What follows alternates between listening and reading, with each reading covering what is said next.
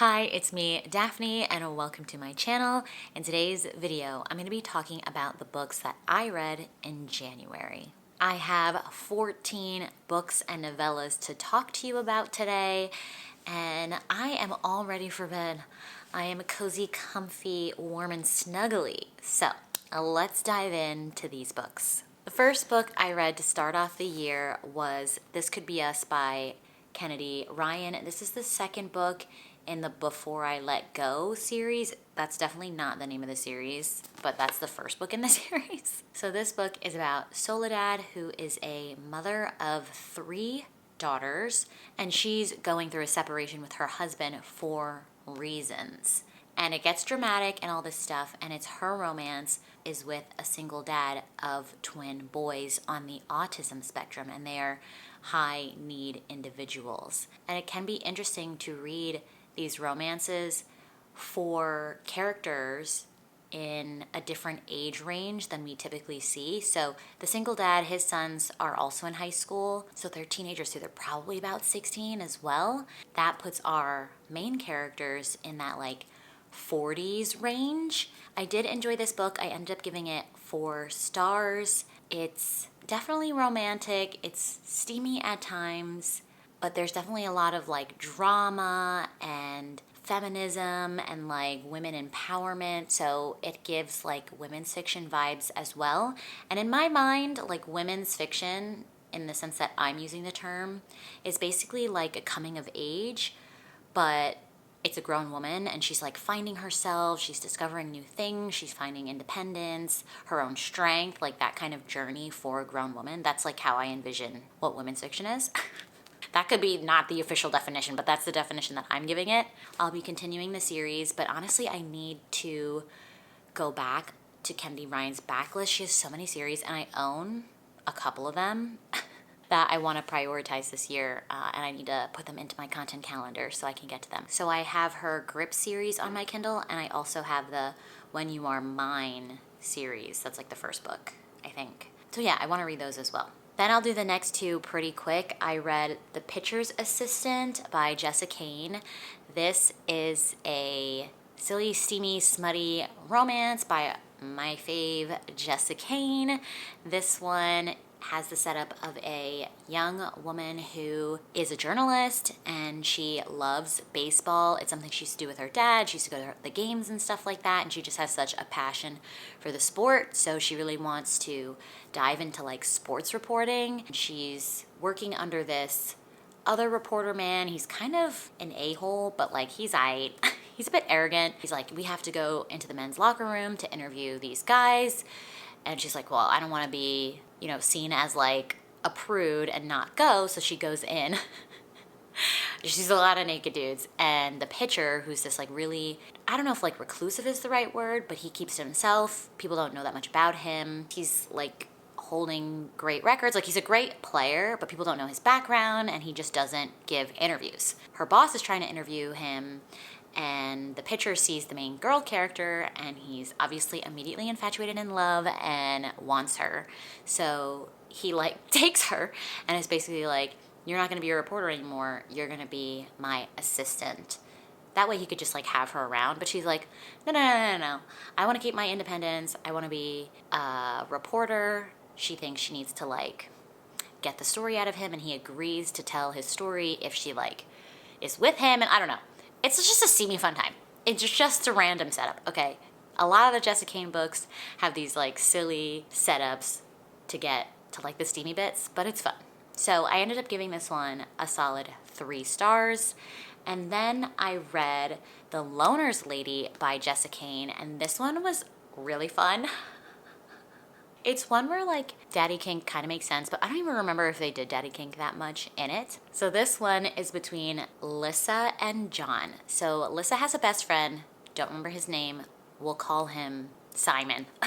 So Simon is gay, and he's not out to his father about his sexuality. He's not super close with his father. He was raised by his mother, but his dad was like in his life sporadically checking in on him or whatever. He cares about his son, but like for whatever reason, they just didn't live together. They weren't that close. So Simon doesn't feel comfortable with coming out to his dad. So he asks Lissa, his bestie, to pretend to be his girlfriend while he goes up to visit him. So Lissa's like, yeah, I'll do anything for you. Like, you've had my back for many years, whatever. So she travels up to Simon's dad's house, like up in the Catskills. Like, they live in New York, right? New York City. And this guy, the dad, is like, again, such a loner, reclusive, whatever, doesn't really like talking to people that much. And as soon as he sees sweet old innocent Lissa, he's like, wow.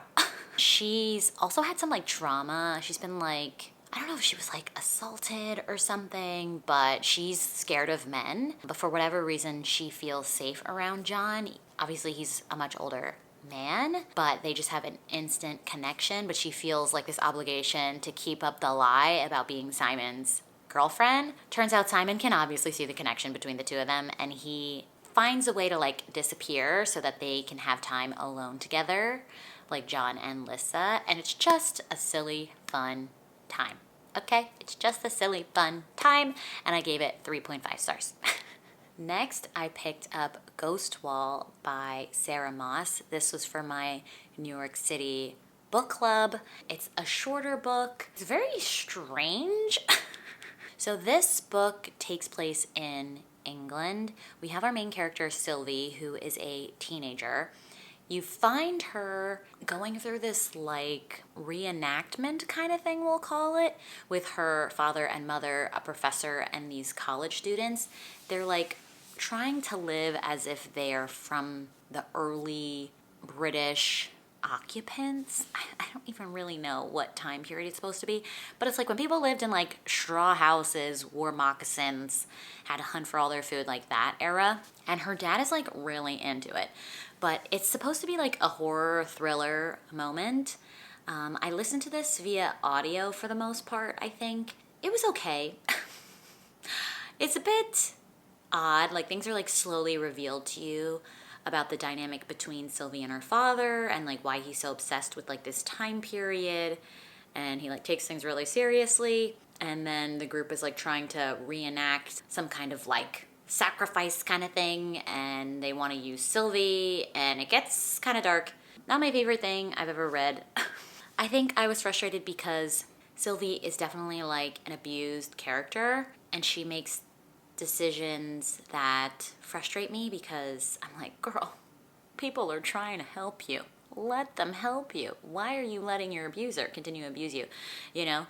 But I know that happens in real life, so I can be understanding. It's just hard for me to watch somebody continue to allow themselves to be hurt. That's hard. For enjoyment purposes, for the pace of the story, and kind of struggling through the first half, because I was like, where are we going? Like, this book is hella slow. I ended up giving it 2.5 stars, but I wouldn't not recommend it. It was kind of cool because they talked about bog people and stuff, and I got to see bog people when I went to Ireland. And yeah, I could just totally envision that part of the story, which was extra special. But yeah, overall, I wouldn't read it again. I'm drinking some lime water. I squeezed it in here, but it's got all the pulp and stuff, so I ordered a proper juice pressy thing. In the biggest news, I read Fourth Wing, and I guess we'll talk about this one at the same time, Iron Flame, in January. I guess it makes more sense if I do it like this, right? I'm sure you know about both of these books. The third book came out this year, so I was desperate to catch up with the craze and finally read Fourth Wing and Iron Flame, and I'm so happy I did. I had so much fun with Fourth Wing. I have spoiler vlogs for both of these books, like full recap plus my thoughts. I'm filming a vlog for the third one, but I'm not doing it as intensely as these two because it's not like a recap. It's just like a regular vlog, me giving spoiler thoughts on the third one. I ended up giving Fourth Wing 5 stars. I obviously went in with kind of low expectations and I adjusted my expectations to like know that I was gonna have to let certain world building things go, like things aren't gonna make sense, but to just like go with it for the sake of fun. And I'm so glad I did that and wasn't like reading it super critically like I've done with other books in the past. And I just got to have a super fun time with Violet and Xaden and the dragons and like the crazy deaths and all that. So I had so much fun reading Fourth Wing. And then I jumped right into Iron Flame, which goes more into like the war aspects and the drama and the lies and the political aspects and all that stuff. Had a decent time with this one. Obviously, like, you know, with the same couple, sometimes the romance can kind of fall flat because you're like, what's the point if we're still with the same couple that is allegedly together? So the conflict in the relationship tended to be repetitive and annoying because Violet was just like, you're lying to me, like why are you keeping secrets from me about the rebellion and all this stuff, like why can't you tell me? And he's like, dude, your bestie is a mind reader and you can't keep your thoughts to yourself yet, so I can't tell you everything. Plus, like, people's lives are in danger. Like, I'm doing my best, okay? You know, so she was high-key annoying in that aspect. So Iron Flame, I enjoyed it overall, but I ended up just giving it 3.5 stars. Then I read another Jessica Cain, Sacrificed to the Beast. This was between Diana and Ike. Diana's like living in just like a regular town, like a modern small town. She just lives with her father. For whatever reason, the animals in this town are being mysteriously slaughtered. And this old person is like, this used to happen 60 years ago when I was a boy. There were slaughtering of animals, and the village sent a young woman to be sacrificed to the beast in the woods. And the village is like, that sounds like a good idea. Let's find a beautiful young woman to sacrifice. So Diana's father is like, I have a beautiful woman daughter. Do you want to use her as a sacrifice? And they're like, perfect. So she's like, WTF. And they like tie her up and drag her to the woods. And she's just like sitting tied up to a tree when Ike comes scrolling by. Ike is a man of the woods. Like, he lives in the woods. He kind of has like a weird cave set up. Just like, think like Lost. You know what I mean? Like, he's got like a radio and like a couple things and like some videotapes and stuff, but he's just pretty much really off the grid, doesn't really know anything about modern society, very isolated in the woods, living off the land and all that stuff. He had parents that lived with him out there. You learn more about his background and stuff, but he's currently alone. And obviously, as soon as he sees Diana, he's like, who is this? I must save her. She is now mine. And he's just very sweet and kind. And obviously, she thinks he's the beast. He's not. There's something else going on that caused the village to have those problems, and it's their romance together, and it's like, is she gonna stay in the woods with him? You know, cute. And I apparently thought it was good enough that I gave it 4 stars. Next, I'll talk about 2 together again. I have Sweat and Soap Volume 5 and Sweat and Soap Volume 6.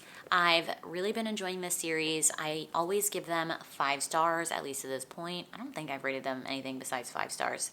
Just because, like, collectively, I'm just really enjoying the story, and I don't feel a reason to not give it 5 stars.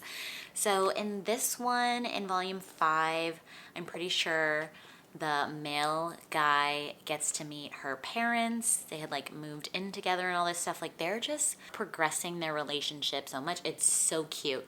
It's just so cute, and I love that it's adult manga. Like, they're doing adult things. I mean, their relationship is moving, like, relatively fast. I don't even think they've been together for a year, and they live together. But it's just adorable. I love it. And then in this one, I think they actually move in together. Like, I think in this one they were like, or even in the 4th one, they were like, we should move in together. And this one, I think they've actually moved in together. And it's cute. I have nothing else to say. I would definitely recommend this manga series if you're looking for an adult romance.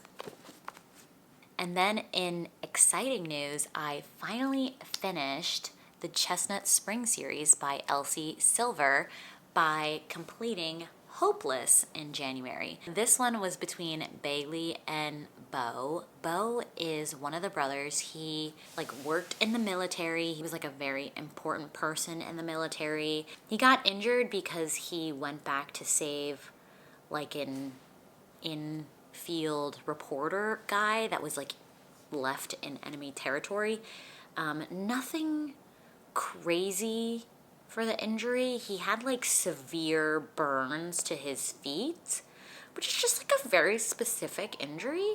So he's had like skin grafting done to his feet, and like he's a bit nervous going into like river water and things because his feet were infected for so long while they were trying to heal and like all this interesting stuff. So he's a bit of a grump.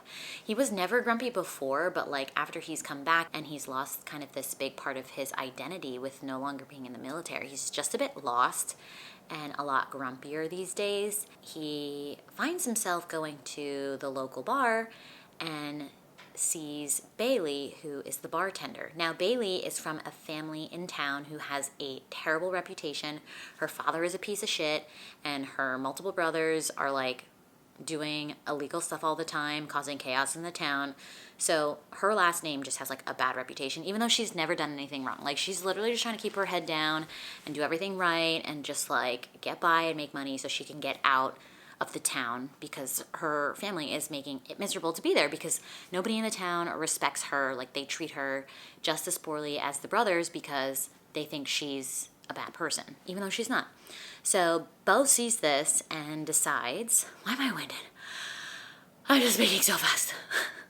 So Bo notices her struggle and suggests that they form a fake relationship. That way it can help her reputation. And he says it's like gonna prove that, you know, people see her for her and all this. I don't really know. The reason for the fake relationship is a bit fuzzy for me, but it was cute because you could see that he really liked her from the start. And you have this kind of like, oh, does he really like me? Or is it because of the fake dating and like what's really real and all that jazz. And just seeing their relationship build was quite cute. I ended up giving this book 4 stars. I'm so happy to have completed the series. I really enjoy Elsie Silver's writing, so I am completely caught up, except maybe one novella that I'm pretty sure I own in the first series that I DNF'd months and months ago, but maybe I'll revisit that before jumping into the latest series, which starts with Wild Love. I don't know what the series name is, but there's like 3 books out already. Like they're coming out so fast. Now, by this point in January, I was like, I think that people might be a little tired of me talking about Jessica Cain. So let me try some other smutty books. So I haven't read an Ice Planet Barbarian book in a while. I don't know if I read any in 2024, at least since the winter of 2024. So I was like, let me go back and clean up some of those outstanding novellas. Like, I mean, they're already novellas, but like the 0.5s. So I picked up Ice Planet Honeymoon, Rayush, and Liz. So this was like maybe like the second or third couple in the entire series. I'm on book like 15, I think. Again, it's been a while since I read them, so jumping into 16 is gonna be a little challenging because I'm not gonna remember all the characters, but this is like throwing it way back. And these honeymoon books are all right. Like I gave this one 3 stars. They're definitely not required reading. They're pretty much just extended epilogues. I can be a bit of a purist if I'm gonna do a series binge, so just doing my due diligence and tying that one off. If you don't know Ice Planet Barbarians, we have these human women that got kidnapped from Earth by these evil aliens, and then the evil aliens accidentally crash land the ship on this like frozen tundra planet where these blue aliens, the love interest aliens, live. So the evil aliens like fly off away because they don't want to be on this horrid ice planet, and the human women are left to survive on their own. The blue aliens find them, and then like all this stuff happens. Like so much stuff happens, okay? That's all you really need to know.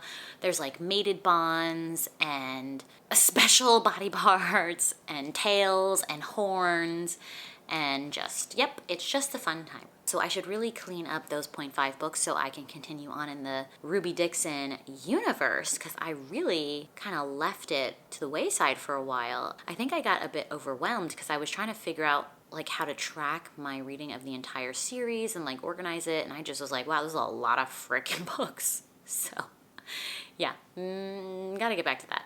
Then I moved on to Little Liars, which was the second book in the Web of Silence duet by Lee Rivers. I ended up giving this book 3 stars. So this was an interesting read because the first book in the series, or in the duet, Little Strangers, I really enjoyed and talked about it in my favorite smutty reads of 2024.